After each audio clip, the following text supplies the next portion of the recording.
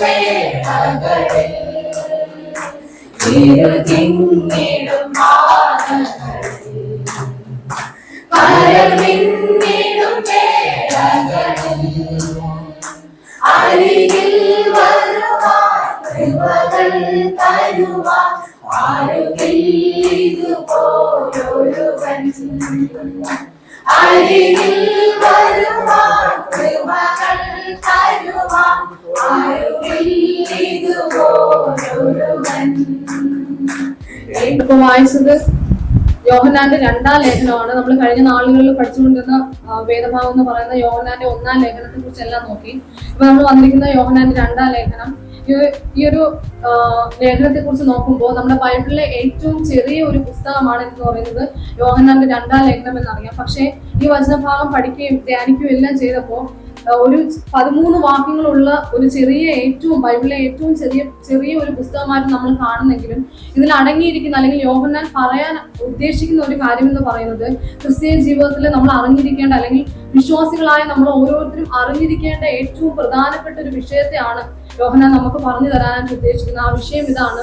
അതായത് ഈ ലോകത്ത് ദുരുപദേഷ്ടാക്കന്മാരുടെ സൂക്ഷിച്ചുകൊള്ളു എന്നൊരു വലിയൊരു മുന്നറിയിപ്പ് നൽകുന്ന ഒരു ലേഖനമാണ് യോഹന്നാന്റെ 2-ാം ലേഖനം എന്ന് പറഞ്ഞാൽ. പലപ്പോഴും നമ്മൾ ശ്രദ്ധിക്കണം, വിശ്വാസികളായ നമുക്ക് ഒരു മുന്നറിയിപ്പിന്റെ പുസ്തകമായിട്ട് നമുക്ക് ഇതിനെ കാണാം.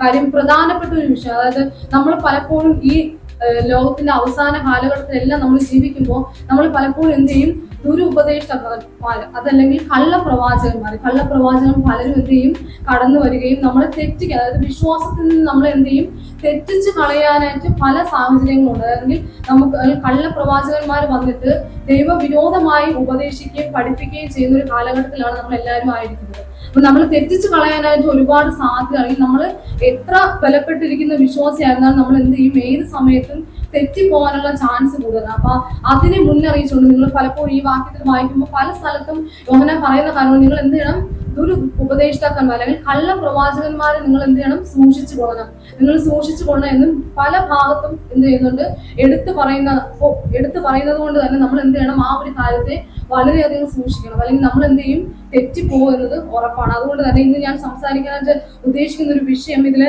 ഏറ്റവും കൂടുതൽ പറയുന്നതും അല്ലെങ്കിൽ 1 തൊട്ട് നമ്മൾ വായിക്കുമ്പോഴെല്ലാം നമ്മൾ കാണുന്ന പലപ്പോഴായിട്ട് എടുത്തു പറയുന്ന ഒരു വാക്യം ഇതാണ്, സത്യം.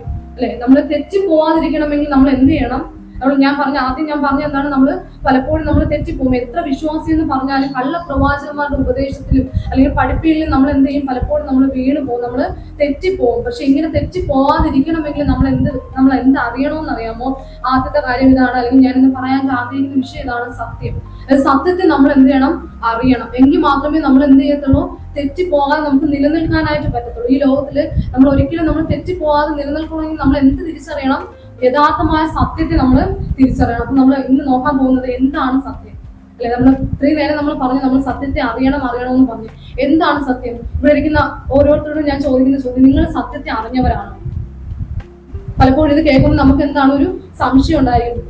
സംശയം നമുക്ക് പലപ്പോഴും നമ്മുടെ ഹൃദയത്തിൽ വരും, എന്താണ് സത്യം എന്നത്. അതിന് മറ്റൊന്നുമല്ല, സത്യം എന്ന് പറയുന്നത് കർത്താവായ യേശുക്രിസ്തു തന്നെയാണ് സത്യം. യോഹന്നാന്റെ ലേഖനം 14-ാം അധ്യായം 6-ാമത്തെ വാക്യം നമുക്ക് എല്ലാവർക്കും നമ്മൾ എപ്പോഴും കേൾക്കുന്ന ഒരു വാക്യമാണ്, ഞാൻ തന്നെ വഴിയും സത്യവും ജീവനുമാകും. അല്ലെ, ഈ വാക്യം നമുക്ക് എപ്പോഴും അറിയാം, നമ്മൾ എപ്പോഴും കേൾക്കുന്ന വാക്യമാണ്. പക്ഷെ ഇതിൽ എടുത്തു പറയുന്ന ഒരു കാര്യമാണ്, ഞാൻ തന്നെ വഴിയും സത്യവും. അതായത് സത്യം എന്തെന്ന് ചോദിച്ചാൽ, അല്ലെങ്കിൽ സത്യം എന്താണ് എന്ന് ചോദിച്ചാൽ അതിന് അർത്ഥം എന്താണ്, യേശുക്രിസ്തു തന്നെയാണ്. അതുപോലെ തന്നെ യോഹന്നാന്റെ ലേഖനം 1-ാം അധ്യായം അതിന്റെ 17-ാമത്തെ വാക്യം എങ്ങനെയാണ് പറഞ്ഞാൽ, ന്യായപ്രമാണം മോശെ മുഖാന്തരം വന്നു, കൃപയും സത്യവും യേശുക്രിസ്തു മുഖാന്തരം വന്നു. അപ്പോ കൃപയും സത്യവും ആര് മുഖാന്തരം വന്നു? യേശുക്രിസ്തു മുഖാന്തരം വന്നു. അവിടെയും പറയാൻ ഉദ്ദേശിക്കുന്നുണ്ട്, ഈ സത്യം എന്ന് പറയുന്നത് ആരാണ്? യേശുക്രിസ്തു തന്നെയാണ്. അതുപോലെ തന്നെ മാർക്കോസിന്റെ സുവിശേഷം 12-ാം അധ്യായം 14-ാമത്തെ വാക്യം എങ്ങനെയാണ് പറയുന്നത്, അവർ വന്ന്, ഗുരു, നീ മനുഷ്യരുടെ മുഖം നോക്കാതെ ദൈവത്തിന്റെ വഴി നേരായി പഠിപ്പിക്കുന്നത് കൊണ്ട് നീ സത്യവാനും ആരെയും ധന്യമാക്കാത്തവനും എന്ന് ഞങ്ങൾ അറിയുന്നു. അതായത് ആദ്യത്തെ വാക്യത്തിൽ നമ്മൾ പറഞ്ഞു യേശുക്രിസ്തു തന്നെ പരിചയപ്പെടുത്തുന്നതാണ്, ഞാൻ തന്നെ വഴിയും സത്യവും. 2-ാമത്തെ വാക്യത്തിൽ നമ്മൾ പറഞ്ഞു എന്താണ്, യേശുക്രിസ്തു മുഖാന്തരമാണ് സത്യം ഈ ലോകത്തിലോട്ട് വന്നത്. അപ്പൊ അതിന്റെ അർത്ഥം എന്താണ്, യേശുക്രിസ്തു തന്നെയാണ് സത്യം.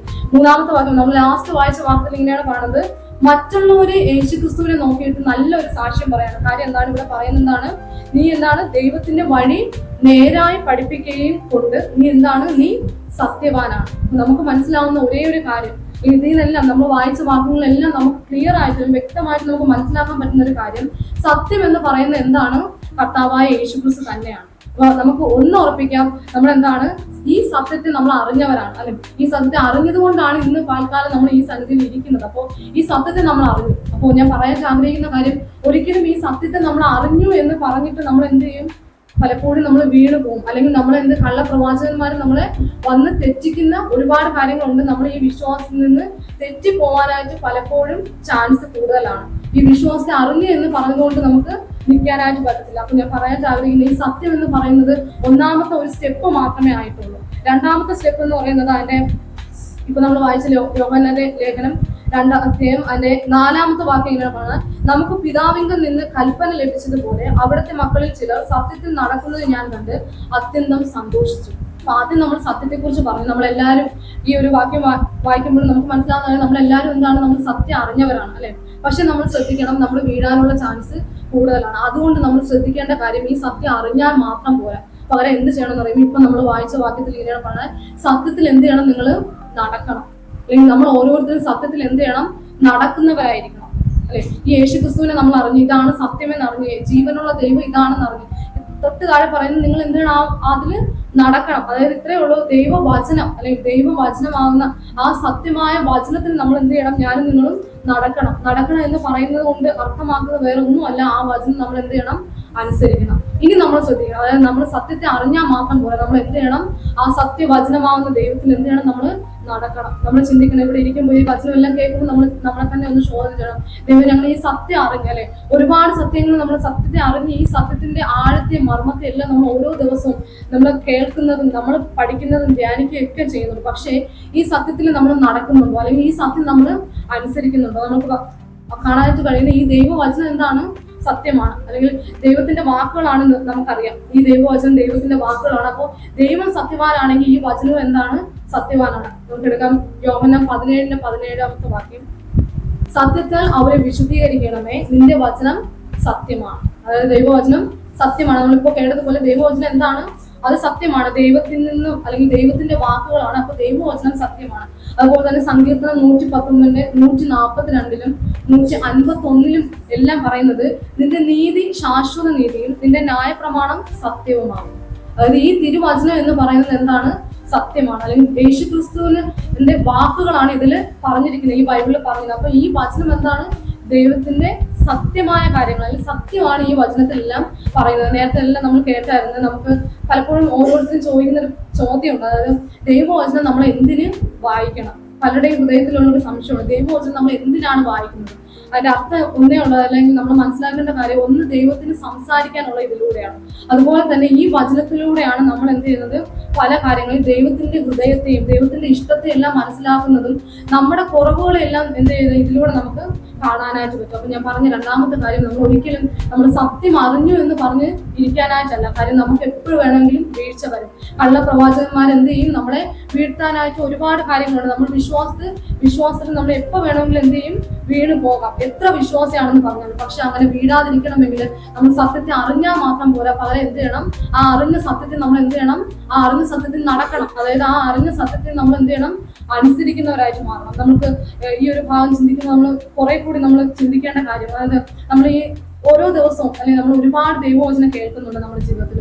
ഒരുപാട് കാര്യങ്ങൾ ഈ സത്യത്തെ നമ്മൾ അനുസരിക്കണമെന്ന് പറയുമ്പോൾ ഒരുപാട് കാര്യങ്ങൾ ദൈവവചനം, ഈ സത്യമായ ദൈവവചനത്തിൽ നിന്ന് നമ്മൾ തിരിച്ചറിഞ്ഞ കാര്യങ്ങളുണ്ട്. എന്തൊക്കെയാണ് പാപമെന്ന് നമ്മൾ തിരിച്ചറിഞ്ഞു, എന്തൊക്കെ നമുക്ക് ചെയ്തുകൂടാ എന്ന് നമ്മൾ തിരിച്ചറിഞ്ഞ കാര്യങ്ങളുണ്ട്, എന്തൊക്കെയാണ് എൻ്റെ ദൈവത്തിന് ഇഷ്ടമല്ലാത്ത കാര്യങ്ങളെന്നും ദൈവത്തിന് ഇഷ്ടമുള്ള കാര്യങ്ങൾ ഏതൊക്കെയെന്നും ഒരുപാട് കാര്യങ്ങൾ നമ്മൾ തിരിച്ചറിഞ്ഞു. പക്ഷേ ഇതെല്ലാം തിരിച്ചറിഞ്ഞിട്ട് ഇന്നും നമ്മൾ എങ്ങനെയുള്ളവരാണ്? അതെല്ലാം കേട്ടിട്ട് മാറി പോകുന്നവരാണോ? അതോ എത്ര പേര് ഇന്ന് ഇവിടെ ഇരിക്കുമ്പോൾ ഇതെല്ലാം കേൾക്കുമ്പോൾ നമ്മൾ ചിന്തിക്കണം, ദൈവമേ ഞാൻ എവിടെയെങ്കിലും ഈ പറഞ്ഞതുപോലെ ദൈവത്തിന്റെ ഇഷ്ടം അല്ലെങ്കിൽ ദൈവത്തിന്റെ ഈ സത്യത്തെ ഞാൻ അനുസരിക്കുന്നവരാണോ എന്ന് ചിന്തിക്കണം. അങ്ങനെയില്ല, ദൈവസന്നിധിയിൽ ഏറ്റുപോകണം. ഏതെങ്കിലും കുറവുകളുണ്ടെങ്കിൽ ദൈവസന്നിധിയിൽ ഏറ്റുപോകണം. ദൈവമേ ഞാൻ ഇവിടെ എല്ലാം ആ സത്യം, ഞാൻ അറിഞ്ഞ പല സത്യങ്ങളും എനിക്ക് അറിയാം, പക്ഷെ ഇതൊന്നും ഞാൻ എൻ്റെ ജീവിതത്തിൽ പ്രാവർത്തികമാക്കിയിട്ടില്ല. അങ്ങനെയെങ്കിൽ ദൈവസന്നിധിയിൽ ഏറ്റുപോകണം. ദൈവം എന്നോട് ക്ഷമിക്കണമേ. ഞാൻ രണ്ടാമത് പറഞ്ഞ കാര്യം, ഒന്നാമത് പറഞ്ഞ കാര്യം, ഞാൻ എന്ത് ചെയ്യണം? സത്യത്തെ അറിയണം. അറിഞ്ഞാൽ മാത്രം പോരാ. രണ്ടാമത് എന്താണ് പറഞ്ഞത്? ആ സത്യത്തെ നടക്കണം, അല്ലെങ്കിൽ ആ സത്യം ഞാൻ എന്ത് ചെയ്യണം? അനുസരിക്കണം. മൂന്നാമത് അതിന്റെ 9-ാമത്തെ വാക്യം, യോഹന്നാന്റെ ലേഖനം അതിന്റെ 9-ാമത്തെ വാക്യം ഇങ്ങനെയാണ് പറഞ്ഞത്, ക്രിസ്തുവിന്റെ ഉപദേശത്തിൽ നിലനിൽക്കാതെ അതിർ കടന്നു പോകുന്ന ഒരുത്തരും ദൈവമില്ല. അതിവിടെ ഇങ്ങനെ വ്യക്തമായിട്ട് പറയുന്നുണ്ട്. ക്രിസ്തുവിന്റെ ഉപദേശത്തിൽ നിലനിൽക്കാതെ അതിർ കടന്നു പോകുന്ന ഒരുത്തനും ദൈവമില്ല. അതായത് കള്ളപ്രവാചകന്മാരുടെ ഓരോ തിരിച്ചറിയാനുള്ള കാര്യങ്ങളാണ്. അതായത് ക്രിസ്തുവിന് അതിര് കടന്നു പോകും. ഇതിൽ നമ്മളും ചിലപ്പോൾ എന്ത് ഉൾപ്പെട്ടെന്ന് അല്ലെങ്കിൽ നമ്മളും ഇത് കള്ളപ്രവാചകന്മാർ പല ഉപദേശവും കൊണ്ട് വരുമ്പോഴും അല്ലെങ്കിൽ മറ്റു കാര്യങ്ങൾ നമ്മളെ പഠിപ്പിക്കുകയും ചെയ്യുമ്പോൾ നമ്മൾ വിശ്വാസികളായിരിക്കുന്നത് നമ്മൾ എന്ത് ചെയ്യും, പലപ്പോഴും നമ്മൾ അറിയാതെ ഇതിൽ വീണു പോകും. അതുകൊണ്ട് നമ്മൾ ചെയ്യേണ്ട കാര്യമാണ്, മൂന്നാമത്തെ കാര്യമാണ് എന്ത്, നമ്മൾ ആ ക്രിസ്തുവിന്റെ വചനത്തിൽ അല്ലെങ്കിൽ നമ്മൾ എന്ത് ചെയ്യണം, നിലനിൽക്കുന്നവരായിരിക്കണം. ഒന്ന് നമ്മൾ അറിയണം, ഈ സത്യത്തെ നമ്മൾ അറിയണമെന്ന് പറഞ്ഞ്. രണ്ട്, ആ സത്യത്തെ നമ്മൾ അറിഞ്ഞാൽ മാത്രം പോലെ നമ്മൾ ഓരോ ദിവസവും ദൈവവചനത്തിൽ നിന്ന് നമ്മൾ മനസ്സിലാക്കുന്ന സത്യങ്ങൾ നമ്മുടെ ജീവിതത്തിൽ എന്ത് ചെയ്യണം, അത് അനുസരിക്കണമെന്ന് നമ്മൾ പറഞ്ഞു. മൂന്നാമതായിട്ട് ആ സത്യം നമ്മുടെ ജീവിതത്തിൽ എന്നേക്കും നിലനിൽക്കണം. അല്ലെങ്കിൽ ആ സത്യത്തിൽ നമ്മൾ എന്ത് ചെയ്യണം, വസിക്കണം. വേറൊരു ട്രാൻസ്ലേഷൻ ഇങ്ങനെയാണ്, വസിക്കണം. നിലനിൽക്കുന്നതിന് പകരം എന്താണ്, വസിക്കണം. അപ്പോൾ വസിക്കണം എന്ന് പറയുമ്പോൾ അതിന്റെ അർത്ഥം ഇത്രയേ ഉള്ളൂ, ദൈവവുമായിട്ട് എനിക്ക് എന്ത് വേണം, നല്ലൊരു ആത്മീയ ബന്ധം അല്ലെങ്കിൽ വ്യക്തിപരമായ ബന്ധം എനിക്ക് നിങ്ങൾക്ക് ഉണ്ടായിരിക്കണം. എത്ര വചനം കേട്ടെന്ന് പറഞ്ഞാലും നമ്മൾ എന്ത് ചെയ്യും, പലപ്പോഴും നമ്മൾ വിശ്വാസത്തിൽ വീണു പോകും. അല്ലെങ്കിൽ കള്ളപ്രവാചകന്മാർ നമ്മളെ തെറ്റിക്കും. പക്ഷെ അങ്ങനെ തെറ്റാതിരിക്കണമെങ്കിൽ നമുക്ക് അല്ലെങ്കിൽ ഞാനും ദൈവവുമായിട്ടൊരു ബന്ധം വേണം. അല്ലെങ്കിൽ വ്യക്തിപരമായിട്ടൊരു ബന്ധം ഉണ്ടെങ്കിൽ നമുക്ക് നിലനിൽക്കാനായിട്ട് പറ്റത്തുള്ളൂ. അല്ലെങ്കിൽ നമ്മൾ എപ്പോഴും എന്ത് ചെയ്യും, വീണു പോകും. അല്ലെങ്കിൽ നമ്മൾ എവിടെയെങ്കിലും ദുരുപദേശങ്ങൾ നമ്മൾ എന്ത് ചെയ്യും, വീഴ്ച നമുക്ക് ഉറപ്പാണ്. അപ്പോൾ ഏറ്റവും കൂടുതൽ ഇതിൽ പറയാനായിട്ട് ആഗ്രഹിക്കുന്ന ഒരു കാര്യം, യോഹന്നാൻ നമ്മൾക്ക് ഒരു മുന്നറിയിപ്പ് തരുന്നത് പോലെ അല്ലെങ്കിൽ നമ്മൾ എന്ത് ചെയ്യണം, സൂക്ഷിച്ചു കൊള്ളാം. അല്ലെങ്കിൽ ദൈവത്തിന്റെ വരവ് ഏറ്റവും അടുത്തിരിക്കുന്ന ഈ കാലഘട്ടത്തിൽ നമ്മൾ തെറ്റിപ്പോകാനുള്ള ചാൻസ് എന്താണ്, കൂടുതലാണ്. അപ്പൊ നമ്മുടെ ഏറ്റവും കൂടുതൽ താഴോട്ടെല്ലാം വായിക്കുമ്പോൾ 3 പ്രാവശ്യമൊക്കെ എടുത്ത് പറയുന്നുണ്ട്, നിങ്ങൾ എന്താണ് സൂക്ഷിക്കണം, നിങ്ങൾ കള്ളപ്രവാചകന്മാരെയും കള്ള ഉപദേഷ്ടാക്കന്മാരെയും എല്ലാം നിങ്ങൾ എന്ത് ചെയ്യണം, സൂക്ഷിച്ചു കൊള്ളാം, നിങ്ങൾ വീഴാതിരിക്കാനായിട്ട് സൂക്ഷിച്ചു കൊള്ളാം എന്നൊരു മുന്നറിയിപ്പ് നൽകുന്നതുകൊണ്ട് തന്നെ നമ്മൾ എന്ത് ചെയ്യണം, ഞാൻ ഇന്ന് പറഞ്ഞ വിഷയം ഇതാണ്, സത്യം. നമ്മൾ എന്ത് ചെയ്യണം, ആ സത്യത്തെ നമ്മൾ അറിയുന്നവരായിരിക്കണം. നമ്മുടെ ജീവിതത്തിൽ നമ്മൾ സത്യത്തെ അറിഞ്ഞെങ്കിൽ ഈ സത്യത്തെ നമ്മൾ മറ്റു അനേകരിലേക്ക് പകരുകയും ചെയ്യണം. അതുപോലെ തന്നെ ഈ സത്യത്തെ അറിഞ്ഞതുകൊണ്ട് മാത്രം നമുക്ക് നിലനിൽക്കാൻ ഒരിക്കലും കഴിയത്തില്ല. രണ്ടാമതായിട്ട് നമ്മൾ ഈ അറിഞ്ഞ സത്യത്തെ എന്ത് ചെയ്യണം, നമ്മുടെ ജീവിതത്തിൽ നടക്കണം. അല്ലെങ്കിൽ ആ അറിഞ്ഞ സത്യത്തെ നമ്മൾ എന്ത് ചെയ്യണം, ഓരോ ദിവസവും അനുസരിക്കാനായിട്ട് തയ്യാറുള്ളവരായിരിക്കണം. മൂന്നാമത് ഞാൻ പറഞ്ഞതുപോലെ ആ സത്യത്തിൽ അനുസരിച്ച് നടക്കുന്നതോടൊപ്പം നമ്മൾ എന്ത് ചെയ്യണം, ആ സത്യത്തിൽ എന്നേക്കും നിലനിൽക്കണം. അതല്ലെങ്കിൽ ആ സത്യത്തിൽ എന്നേക്കും വസിക്കണം. ദൈവം നിങ്ങളെല്ലാവരും